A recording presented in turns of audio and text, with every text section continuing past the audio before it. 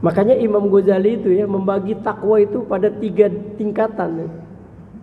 Ada takwa yang disebut dengan takwal awam, ada yang disebut dengan takwa khos, dan ada yang disebut dengan takwa khawasul khawas. Apa itu takwa awam? Takwa awam itu tidak lain adalah bagaimana kita berusaha untuk menyingkirkan sifat-sifat riya di dalam diri kita, yang Rasulullah SAW menyebutnya dengan syirik kecil.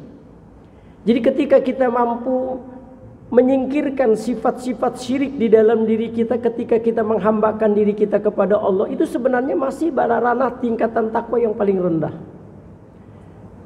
Sebab berapa banyak orang-orang yang beribadah kepada Allah yang masih ada niatan-niatan ketika dia beribadah kepada Allah, rasa ingin dipuja dan dipuji. Nah, ini yang kemudian ditakutkan Rasulullah SAW, yang Rasul mengatakan, aku paling khawatir, akhafu ala ummati, takut atas umatku, di mana mereka melakukan satu perbuatan yang disebut dengan asyirkul asghar, syirik yang kecil. Sehingga para sahabat waktu itu bertanya, ma huwa asyirkul asghar ya Rasulullah, syirik yang kecil yang bagaimana? Nabi menjelaskan, ar-riya, sifat riya, kecenderungan kita ketika kita beribadah kepada Allah, ada rasa ingin dipuja dan dipuji.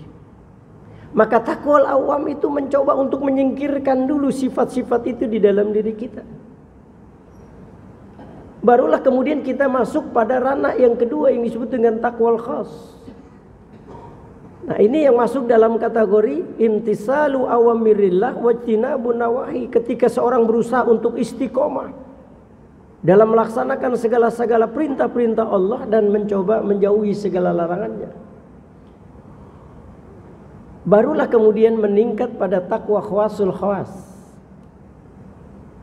Takwa di mana seseorang itu lebih daripada sekedar melaksanakan perintah-perintah Allah, tapi lebih dari itu, berusaha untuk selalu mengingat Allah Subhanahu wa taala, untuk selalu berzikir kepada Allah Subhanahu wa taala. Maka taubatnya orang yang khawasul khawas ini berbeda dengan taubatnya orang yang khawas. Makanya taubat kembali lagi, taubat itu juga macam-macam. Ada taubatnya awam, ada taubatnya khawas, ada taubatnya khawasul khawas. Apa taubatnya awam? Taubatnya awam itu taubatnya seseorang yang beriman kepada Allah karena dia meninggalkan segala perintah-perintah Allah. Dia banyak melakukan perbuatan maksiat, dia banyak melakukan tindakan-tindakan melanggar perintah-perintah Allah. Maka ketika dia bertaubat kepada Allah, taubatnya itulah yang disebut dengan taubatnya orang awam. Berbeda dengan taubatnya orang khawas.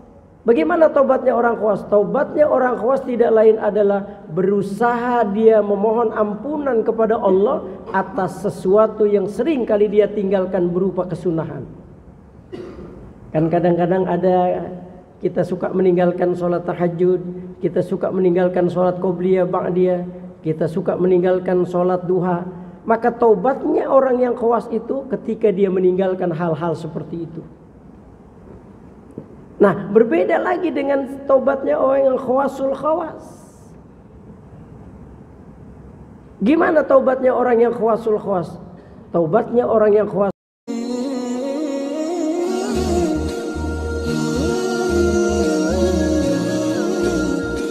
rasulihi wa abdihi wa ala alihi wa sahbihi min ba'dihi. Qala Allah Ta'ala fi kitabih, ya ayyuhalladzina amanu taqullaha haqqa tuqatih wa la tamutunna illa wa antum muslimun. Sadaqallahul azim wa sadaqa rasuluhun nabiyyul habibul karim wa nahnu ala dzalika minasy syahidin wa syakirin walhamdulillahi rabbil alamin. Akhinal mahbub wal ustad Jaya Sukmana LCMA matanallah bituli hayatihi wa nafa'a bi ulumihi. Hadirin ma'asyiral muslimin jamaah salat zuhur Masjid Nurul Barakah, yang mudah-mudahan kita di siang hari ini selalu berada dalam kemuliaan-kemuliaan di sisi Allah Subhanahu wa taala. Hadirin yang dimuliakan Allah Subhanahu wa taala. Ramadan telah meninggalkan kita semua. Bahkan bulan Syawal pun sudah meninggalkan kita semua. Banyak kenangan indah yang kita rasakan di bulan Ramadan kemarin. Hampir nuansa spiritual kita rasakan di bulan itu. So'imun nahar, siang hari kita puasa. Wa qaimul lail, malam hari kita ibadah. Apakah itu tarawih, tahajud,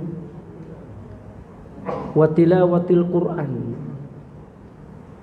Membaca Al-Quran menjadi sesuatu yang kita tidak tinggalkan. Wa hafizul lisan, kita pun menjaga lisan kita dari ucapan-ucapan yang menyebabkan Allah tidak ridho dengan kita. Jadi selama di bulan Ramadan kita rajut pakaian ketakwaan begitu luar biasa. Oleh karena itulah sayang, 1000 sayang kalau seandainya pakaian ketakwaan yang kita sudah rajut selama di bulan Ramadan lalu kemudian kita cerai-berai kembali.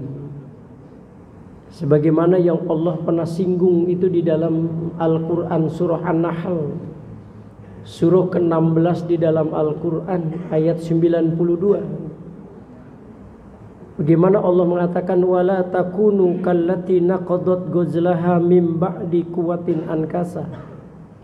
Janganlah kalian seperti seorang perempuan yang menenun benang hingga menjadi baju, tapi setelah baju itu jadi bukan dipakainya tapi dirobek-robeknya kembali. Ini gambaran orang-orang yang sudah merajut pakaian ketakwaan selama di bulan Ramadan, tapi kemudian di bulan-bulan lain pakaian itu robek-robeknya kembali. Oleh karena itu bagaimana caranya kita bisa mempertahankan nilai-nilai ketakwaan yang sudah kita rajut selama di bulan Ramadan kemarin? Hadirin sekalian yang dimuliakan Allah Subhanahu wa taala. Bicara tentang ketakwaan, ini mengingatkan kita akan satu dialog antara Sayyidina Umar bin Khattab dengan Ubay bin Ka'ab. Ubay bin Ka'ab, salah satu sahabat Rasulullah sallallahu alaihi wasallam. Sayyidina Umar bertanya waktu itu, "Ya Ubay, apa itu takwa?" Ketika Ubay bin Ka'ab ditanya oleh Sayyidina Umar bin Khattab tentang apa itu takwa, Ubay bin Ka'ab kembali bertanya kepada Sayyidina Umar. Kata Ubay bin Ka'ab, "Wahai Umar, pernah enggak engkau berjalan di tempat yang penuh dengan duri?" "Pernah." "Apa yang kau lakukan?" "Tentu kehati-hatian." Itulah ketakwaan. Jadi takwa intinya apa yang disampaikan oleh dua orang ini adalah bagaimana menjaga kehati-hatian kita dalam menjalani hidup dan kehidupan. Maka para ulama-ulama mendefinisikan takwa itu imtisalu awamirillah wajtinabun nawahi. Ketika kita mampu merepresentasikan segala perintah-perintah Allah dan menjauhi segala larangan dalam kehidupan ini, itulah sebuah ketakwaan. Bahkan Syekh Abdullah Alwi Al-Haddad di dalam kitab Nasaihud Diniyahnya, beliau agak spesial mendefinisikan kata takwa itu dengan menambahkan kalimat zahiran wa batinan. Jadi imtisalu awamirillah wajtinabun nawahi zahiran wa batinan. Jadi melaksanakan segala perintah-perintah Allah dan menjauhi segala larangannya, baik yang zahir maupun yang batin. Jadi ternyata ketakwaan tidak hanya membutuhkan sesuatu yang zahir, tapi juga untuk menyempurnakan sebuah ketakwaan itu ada sesuatu yang batin yang harus kita lakukan. Kehadiran kita di tempat yang mulia ini dengan kita melaksanakan sholat zuhur ini kan sebuah ketakwaan yang sifatnya zahir, kelihatan. Tapi ketakwaan tidak mesti di situ. Ada sesuatu yang batin yang menyempurnakan ketakwaan kita di sisi Allah Subhanahu wa taala. Makanya Imam Ghazali itu ya membagi takwa itu pada 3 tingkatan. Ada takwa yang disebut dengan takwal awam, Ada yang disebut dengan takwa khos dan ada yang disebut dengan takwa khawasul khawas. Apa itu takwa awam? Takwa awam itu tidak lain adalah bagaimana kita berusaha untuk menyingkirkan sifat-sifat riya di dalam diri kita, yang Rasulullah SAW menyebutnya dengan syirik kecil. Jadi ketika kita mampu menyingkirkan sifat-sifat syirik di dalam diri kita, ketika kita menghambakan diri kita kepada Allah, itu sebenarnya masih pada ranah tingkatan takwa yang paling rendah. Sebab berapa banyak orang-orang yang beribadah kepada Allah yang masih ada niatan-niatan ketika dia beribadah kepada Allah, rasa ingin dipuja dan dipuji. Nah, ini yang kemudian ditakutkan Rasulullah SAW, yang Rasul mengatakan, aku paling khawatir, akhafu ala ummati, takut atas umatku, di mana mereka melakukan satu perbuatan yang disebut dengan asyirkul asghar, syirik yang kecil. Sehingga para sahabat waktu itu bertanya, ma huwa asyirkul asghar ya Rasulullah, syirik yang kecil yang bagaimana? Nabi menjelaskan, ar-riya, sifat riya, kecenderungan kita ketika kita beribadah kepada Allah, ada rasa ingin dipuja dan dipuji. Maka takwa awam itu mencoba untuk menyingkirkan dulu sifat-sifat itu di dalam diri kita. Barulah kemudian kita masuk pada ranah yang kedua yang disebut dengan takwal khas. Nah, ini yang masuk dalam kategori imtisalu awamirillah wajtinabun nawahi, ketika seorang berusaha untuk istiqomah dalam melaksanakan segala-segala perintah-perintah Allah dan mencoba menjauhi segala larangannya. Barulah kemudian meningkat pada takwa khawasul khawas. Takwa di mana seseorang itu lebih daripada sekedar melaksanakan perintah-perintah Allah, tapi lebih dari itu, berusaha untuk selalu mengingat Allah Subhanahu wa taala, untuk selalu berzikir kepada Allah Subhanahu wa taala. Maka taubatnya orang yang khawasul khawas ini berbeda dengan taubatnya orang yang khawas. Makanya taubat kembali lagi, taubat itu juga macam-macam. Ada taubatnya awam, ada taubatnya khawas, ada taubatnya khawasul khawas. Apa taubatnya awam? Taubatnya awam itu taubatnya seseorang yang beriman kepada Allah karena dia meninggalkan segala perintah-perintah Allah. Dia banyak melakukan perbuatan maksiat, dia banyak melakukan tindakan-tindakan melanggar perintah-perintah Allah. Maka ketika dia bertaubat kepada Allah, taubatnya itulah yang disebut dengan taubatnya orang awam. Berbeda dengan taubatnya orang khawas. Bagaimana taubatnya orang khawas? Taubatnya orang khawas tidak lain adalah berusaha dia memohon ampunan kepada Allah atas sesuatu yang sering kali dia tinggalkan berupa kesunahan. Kan kadang-kadang ada, kita suka meninggalkan sholat tahajud, kita suka meninggalkan sholat qobliyah ba'diyah, kita suka meninggalkan sholat duha. Maka taubatnya orang yang khawas itu ketika dia meninggalkan hal-hal seperti itu. Nah, berbeda lagi dengan taubatnya orang yang khawasul khawas. Gimana taubatnya orang yang khawasul khawas? Taubatnya orang yang khawasul khawas ketika dia memohon ampunan kepada Allah atas segala sesuatu yang dia lakukan berupa melepaskan diri dari zikrullah. Jadi orang yang selama ini zikir kepada Allah, yang selalu mengingat Allah, tiba-tiba dia meninggalkan, walaupun itu barangkali sesaat, maka taubatnya orang ini disebut dengan taubatnya khawasul khawas. Suatu ketika pernah Imam Syafi'i rahimahullahu ta'ala datang kepada Imam Waqi, gurunya.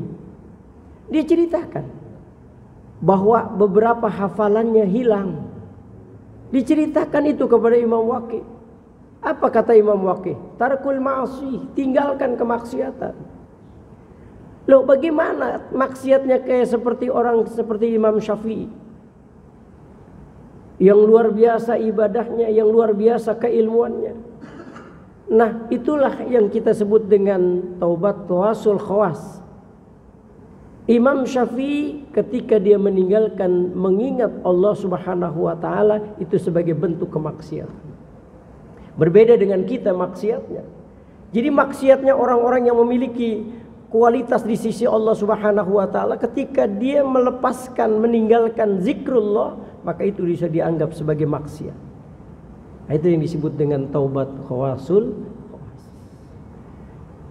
Hadirin sekalian yang dimuliakan Allah Subhanahu wa taala, itulah sebuah ketakwaan. Bahkan Imam Ali radhiyallahu anhu itu, ketakwaan itu beliau terjemahkan itu berbeda dengan ulama kebanyakan. Kalau ulama-ulama itu sepakat takwa itu imtisalu awamirillah wajtinabun nawahi. Kemudian Imam Abdullah Al-Haddad menambahkan dengan kalimat zahiran wa batinan. Sementara Imam Ali radhiyallahu an mendefinisikan sebuah ketakwaan itu berbeda. Beliau katakan apa? At-taqwa ya al-khauf minal jalil. Ketika ada sebuah rasa takut seorang hamba itu kepada Allah, takut berbuat maksiat, takut meninggalkan perintah Allah, takut berbuat aniaya. Ketika perasaan-perasaan itu muncul di dalam diri seorang mukmin kepada Allah, maka itulah sebuah ketakwaan. Lalu kemudian wal amalu bitanzil, sikap hidupnya tidak lepas selalu mencerminkan apa yang diajarkan Allah dan Rasulnya. Enggak lepas dari itu.